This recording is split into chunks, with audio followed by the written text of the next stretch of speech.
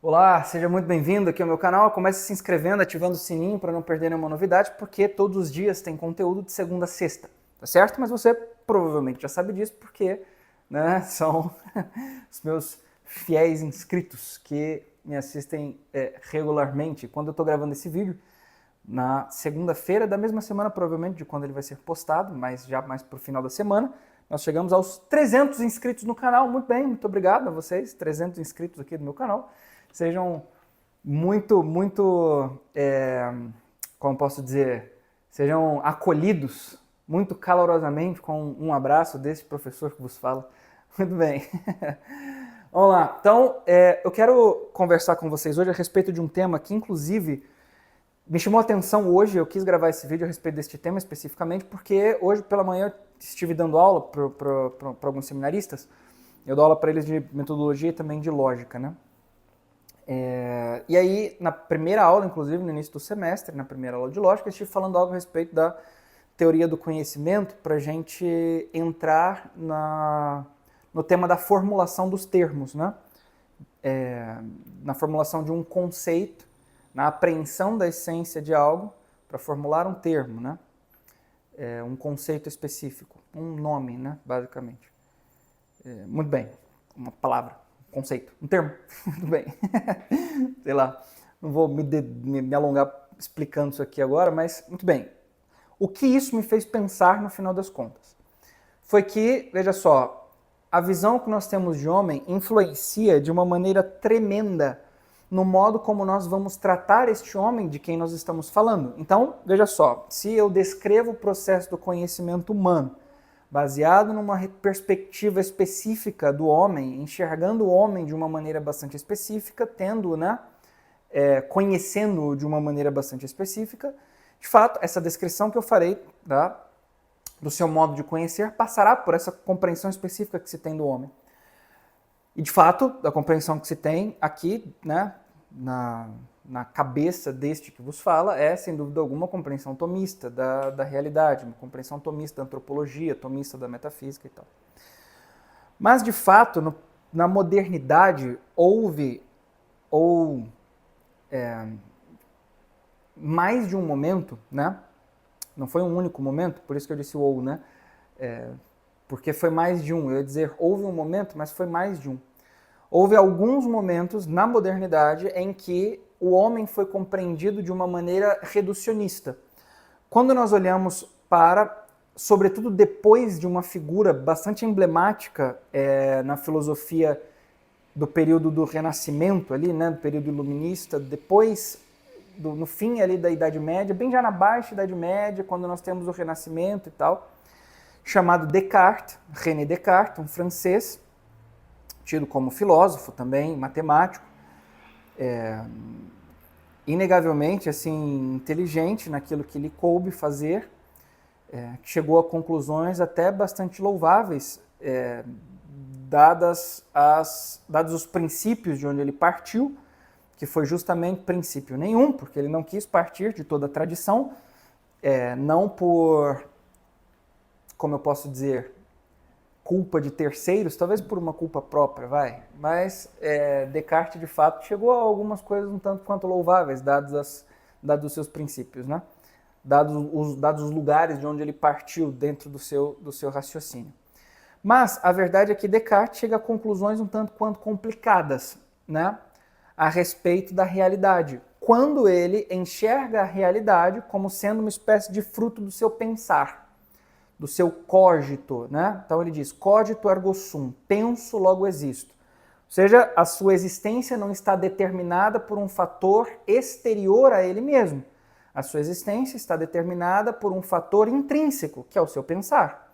E a existência das coisas que existem na realidade também está determinada por um fator intrínseco ao próprio Descartes, ao seu pensar. O fato de que a afirmação de que as coisas que estão à sua volta existem só pode ser feita a partir de um princípio que está no próprio pensar cartesiano e não por uma imposição da própria realidade, entende? Essa é basicamente a cosmovisão cartesiana e a sua teoria do conhecimento, resumidas aqui em pouquíssimas afirmações, né? O cogito resume a existência no pensar do próprio sujeito, mas também de toda a realidade à sua volta. Porque, afinal de contas, a realidade não pode ser afirmada como contendo uma existência em si. Por quê? Porque esse sujeito que está dizendo existir todas as coisas que estão à sua volta pode estar sendo enganado por um gênio maligno, do qual ele fala, né? E esse gênio maligno pode estar dizendo que as coisas que existem à sua volta na verdade, são verdadeiras, mas na verdade podem ser frutos de uma espécie de enganação, de uma fantasia criada. E ele precisa como que, refugiar no seu próprio pensamento, para que nesse seu próprio pensamento, refugiando-se nele, ele diga o que é que existe e o que é que não existe. Tudo determinado pelo próprio pensar do sujeito pensante. Ok? Parece uma confusão dos diabos? Parece, porque é de fato uma confusão dos diabos. Porque Descartes afirma a existência de todas as coisas, não porque elas existem em si, como um dado da realidade, mas porque foram, como que, aspas, criadas pelo seu próprio pensar. Isso seria basicamente o cogito cartesiano. E essa realidade que existe baseada no seu próprio pensar pode ser manipulada segundo seu bem entender, porque o que determina a realidade é o seu pensar. Cogito ergo sum. Não existe um dado em mim que imponha o ser de um certo modo, um certo limite na minha pessoalidade. O meu corpo, por exemplo, né? A minha moralidade, tudo está perfeitamente submetido ao meu pensar. Então eu posso modelar a minha matéria, o meu corpo, tido como um mero objeto, de acordo com o que eu bem entender e com o que eu bem pensar. Não seria, nesse sentido, imoral viver uma sexualidade desregrada, porque o que determina a veracidade e a existência das coisas é o modo como eu penso. Entendeu ou não? Eu posso, como que, manipular o meu corpo, cortar certas partes, inserir outras, manipular da maneira como for e dizer que eu sou de um determinado modo. Entende ou não? Como que aplicar à realidade um ser que não lhe é um dado, mas que foi projetado pelo meu próprio pensar, porque é o meu pensar que como que manipula a realidade, que faz com que o ser seja aquilo que ele é, com que as coisas sejam o que elas são. Então eu posso dizer que eu sou mulher quando na verdade eu não sou, porque é um dado da realidade, entende? Porque o meu pensar manipula a realidade. Tudo isso é uma derivação consequente de Descartes, entende? Ele não chegou a essa afirmação explicitamente, mas isso advém dessa herança cartesiana alguns séculos depois, né? Temos o cogito de Descartes, temos a diferenciação entre fenômeno e númenon de Kant, temos o idealismo hegeliano com a sua dialética, temos depois o marxismo histórico, meu Deus do céu, é isso mesmo, né? O marxismo, como é que é? Meu Deus do céu. Eu acho que é isso mesmo, marxismo histórico dialético, né? Meu Deus, marxismo, materialismo, Cristo Rei, perdão, cabeça, esse horário da noite já não está funcionando bem. E olha que eu ainda tenho uma aula para dar, hein? Tô aqui gravando vídeo antes de dar uma aula e a memória já não me está ajudando, hein? Então, tenham paciência comigo. Veja só, o materialismo histórico dialético de Marx, que se baseia na formulação hegeliana, mas não aplica às ideias, senão que ao funcionamento da matéria, do mundo material, com aquela luta e disputa entre classes que vão dando lugar a uma terceira, que disputa com uma outra e dão lugar a uma próxima, entende? Então é sempre uma tese, uma antítese que gera uma síntese, e isso é aplicado dentro da elaboração dialética, baseando-se em Hegel, que falava disso enquanto movimento do espírito ao longo da história, perfeitamente idealista, né, em Hegel. Agora, em Marx, nós temos um materialismo histórico dialético. Esse processo hegeliano é aplicado à matéria. Então, a gente sai do mundo do espírito, do pensar propriamente dito, e aplica todas as coisas à matéria. A partir daqui, o que existe mais nesse sentido, a cosmovisão, ela não é mais, né, idealista, mas ela é materialista nesse sentido. Isso é, né, um atributo exclusivamente marxista? Evidente que não. O materialismo vem de muito antes, na verdade. As evoluções industriais já estão aí para provar isso. Marx é um resultado das evoluções industriais nesse sentido, percebe? No seu pensar, né? que derivam também, por outro lado, do pensamento, vocês me perdoem, mas é verdade, do protestantismo, não é isso? Então, a verdade é que toda a modernidade se difunde em várias perspectivas diferentes a respeito do homem, e todas elas, de um certo modo, são profundamente reducionistas. Um aqui reduz ao pensar, o outro reduz a ideias, ao espírito, propriamente dito, o outro reduz a matéria, o outro reduz a produção, e assim por diante. Ou seja, o homem é sempre reduzido a um aspecto específico do seu ser, a algo aqui, né, que não é o todo, e esse reduzir a algo que não é o todo, como faz Freud, por exemplo, aqui, né, já no final do século XIX, início do século XX, sobretudo no início do século XX, quando ele apresenta o homem como sendo movido por uma energia interior chamada libido, tá certo?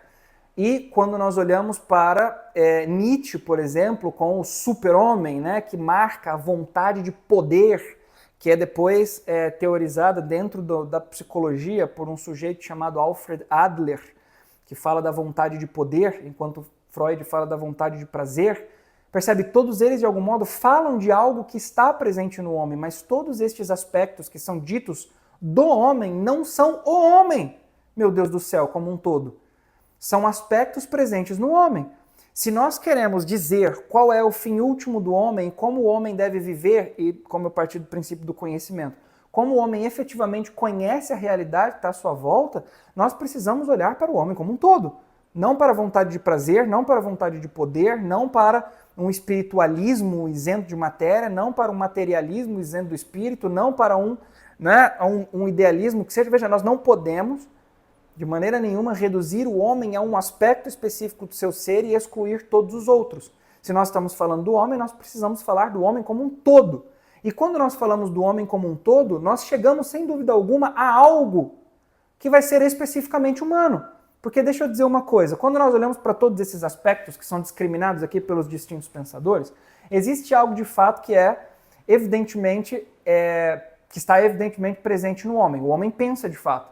O homem conhece de fato. O homem elabora ideias que se antepõem, se contrapõem a outras ideias de onde sai uma nova. O homem pensa de maneira dialética.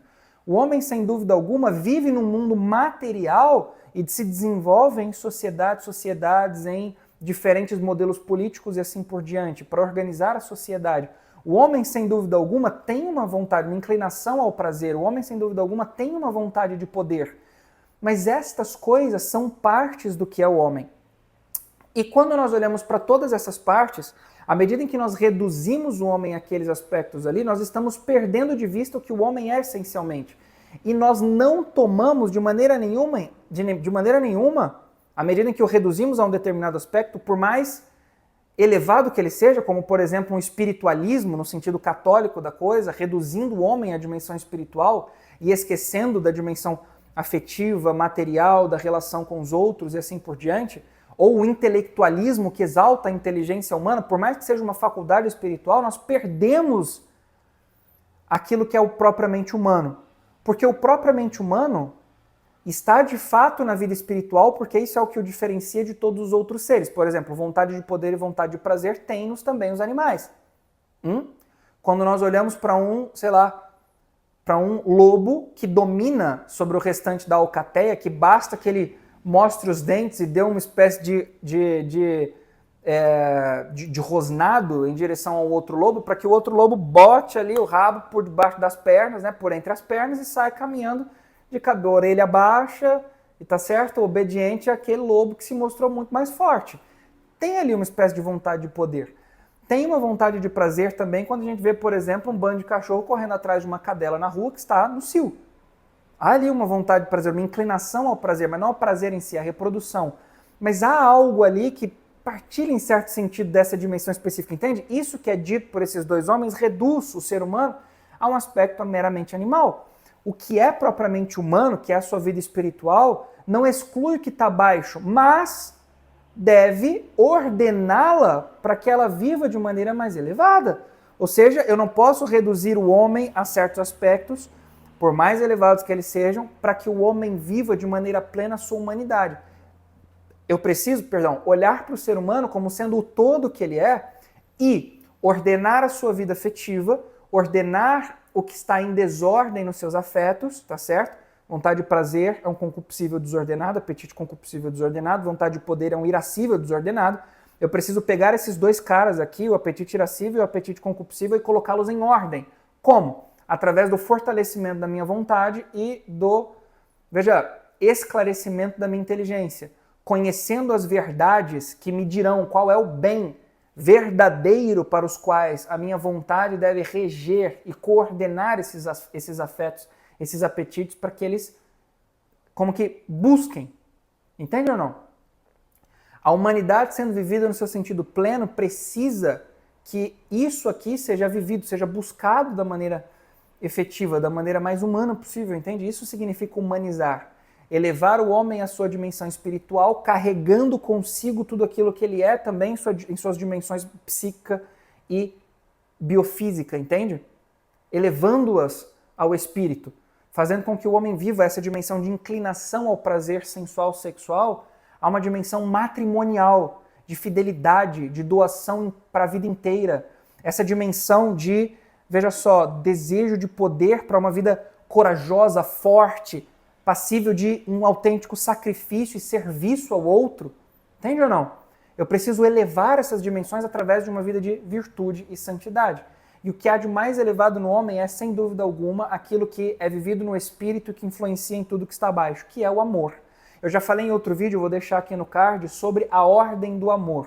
Vou deixar aqui, vocês assistam depois, eu falei da ordem dos amores, mas o que eu quero que vocês percebam aqui é o seguinte: nós devemos olhar para o homem da maneira mais plena e perfeita possível, para que dessa maneira nós, como que direcionemos o homem para que ele viva plenamente esse amor que vai ordenar tudo aquilo que está abaixo.